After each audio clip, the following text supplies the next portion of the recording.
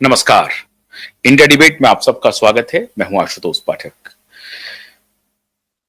क्यों भाई, जिसकी शंका पहले व्यक्त करती रही है, ऐसा लगता है कि वो सच साबित हो रहा है। मैंने आपको पहले बताया हुआ है मित्रों कि मोदी के खिलाफ अंतर्राष्ट्रीय साजिश हो रही है। भारत निशाने पर है और ये जो ट्रंप का जो पूरा खेल चल रहा है, वो साजिश का हिस्सा हो गया है। ट्रंप हालांकि पहले ऐसे थे नहीं, ना ऐसा चाहते थे, लेकिन साजिश बहुत गहरी हो रही है, बड़ी हो रही है। हर तरफ से मोदी को घेरने की प्लानिंग है, अंतर्राष्ट्रीय फ्रंट पे और अंतर्राष्ट्रीय आर्थिक मोर्चे पे सबसे ज्यादा, इकोनॉमिक फ्रंट पे और इंटरनली देश के अंदर राजनीतिक फ्रंट पे। क्योंकि ये उन लोगों को बर्दाश्त नहीं हो रहा है कि मोदी पॉलिटिकल स्टेबिलिटी लेकर के इस देश में बड़ा काम कर रहे हैं। और मैंने इसके पहले भी बताया है कि जैसे जैसे भारत में पॉलिटिकल स्टेबिलिटी होगी, भारत एक मजबूत आर्थिक शक्ति के रूप में पूरी दुनिया में इमर्ज करेगा और उस दिशा में भारत बढ़ भी रहा है। अभी चौथी बड़ी इकोनॉमी है, लक्ष्य रखा गया है तीसरी बड़ी इकोनॉमी का। और बार बार प्रधानमंत्री ये कहते हैं कि 2047 तक हम भारत को विकसित राष्ट्र की श्रेणी में ले आएंगे और उस दिशा में काम भी हो रहा है। अगर आप इंफ्रास्ट्रक्चर वगैरह का ग्रोथ देखें तो आपको इस बात का अंदाजा लग भी जाएगा। हाँ, कुछ मोर्चों पे काम होना बाकी है, जैसे एम्प्लॉयमेंट के मोर्चे पे काम होना बाकी है, इनकम जनरेशन के मोर्चे पे काम होना थोड़ा सा बाकी है, बढ़ा है, लेकिन 20-25 करोड़ आबादी को गरीबी रेखा से बाहर निकालने का काम 11 वर्षों में हुआ है और ये दुनिया को फूटी कौड़ी सुहा नहीं रहा है। दुनिया की आंखों में खटक रहा है कि 20 से 25 करोड़ आबादी को मोदी ने गरीबी रेखा से बाहर निकाल कैसे लिया। और उसके बाद भारत का जो मध्यम वर्ग का जो स्पेस है वो काफी बड़ा है। और इसीलिए मैंने एक दिन आपको बताया था कि भारत का जो कंज्यूमर मार्केट है वो बहुत विशाल होता जा रहा है और उस कंज्यूमर मार्केट के लिए पॉलिटिकल स्टेबिलिटी बहुत मायने रखती है। और वही कंज्यूमर मार्केट आपको बेसिकली ग्रोथ का इंजन बनाता है और उसके लिए जरूरी है पॉलिटिकल स्टेबिलिटी। लेकिन आज मैं एक ऐसे राज पर से पर्दा उठाने जा रहा हूं जिसे जब आप जानेंगे तो आप चौंक जाएंगे। हाल में ऐसा कहा जा रहा था कि अनिल अंबानी और मुकेश अंबानी, अंबानी ब्रदर, भारत सरकार के काफी करीब है, प्रधानमंत्री की उनके ऊपर विशेष कृपा है और यह प्रचार अपोजिशन के लोग बड़े पैमाने पर करते हैं। खासतौर से leader of opposition Rahul Gandhi करते हैं। राहुल गांधी तो अपना कोई भी स्पीच वो प्रधानमंत्री के इन दोस्तों के बारे में चर्चा किए बगैर देते नहीं है और अगर कोई स्पीच इनके बगैर हो जाए तो समझिए वो इस स्पीच का कोई महत्व नहीं है। अक्सर प्रधानमंत्री के दोस्तों के बारे में राहुल गांधी कोई भी मौका नहीं चूकते हैं जब प्रधानमंत्री के ऊपर वो तोहमत नहीं लगाते हैं। लेकिन आप हैरान हो जाएंगे कि जिनको लीडर ऑफ अपोजिशन प्रधानमंत्री का दोस्त कह रहे हैं,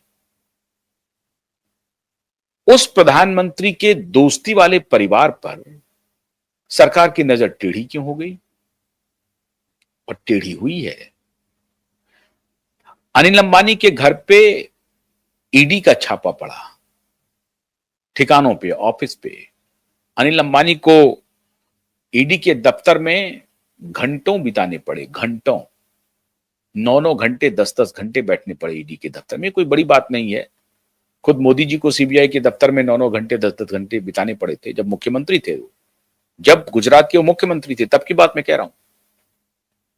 लेकिन 9-9 घंटे 10-10 घंटे ईडी के दफ्तर में बिताने पड़े अनिल अंबानी को।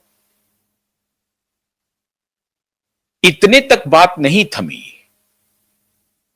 अनिल अंबानी के घर पे सीबीआई के छापे पड़े, घर पे पड़े, घर पे। अभी तक ऐसा नहीं हुआ था। दफ्तर पे, कई ठिकानों पे इधर उधर होती थी छापेमारी ईडी वगैरह की, जो अभी हुई है पहली बार। लेकिन सीबीआई का जो छापा पड़ा वो अनिल अंबानी के निवास पर पड़ा। निवास पर पड़ना अनिल अंबानी का सीधा सीधा अपमान है, बेइज्जती है।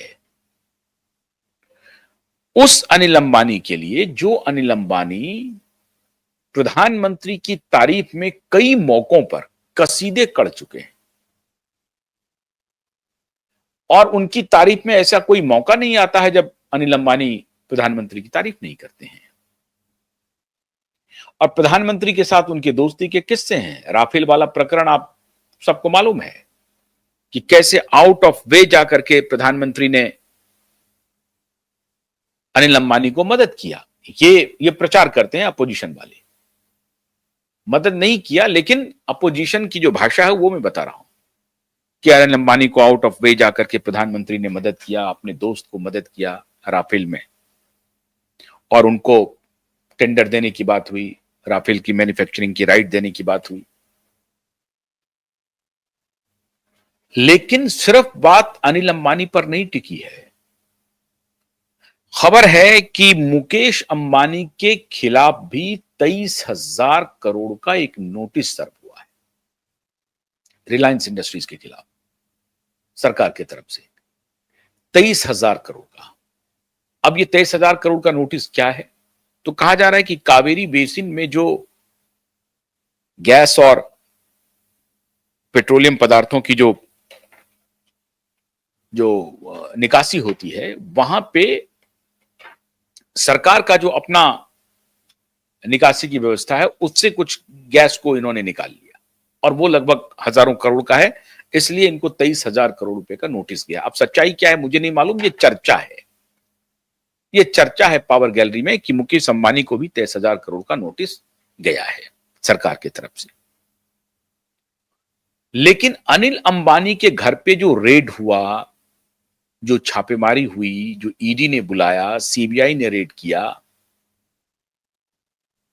वो मामला है एसबीआई के लोन का मनी लॉन्ड्रिंग का।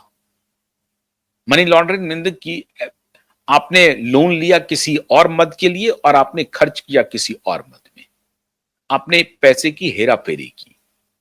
लगभग 3,000 करोड़ का लोन है, उस लोन के पैसे को आपने इधर से उधर किया और सीबीआई ने कंप्लेन फाइल किया और उसके बाद यह मामला चला। यह मामला कोई नया मामला नहीं है, यह मामला तो पुराना है।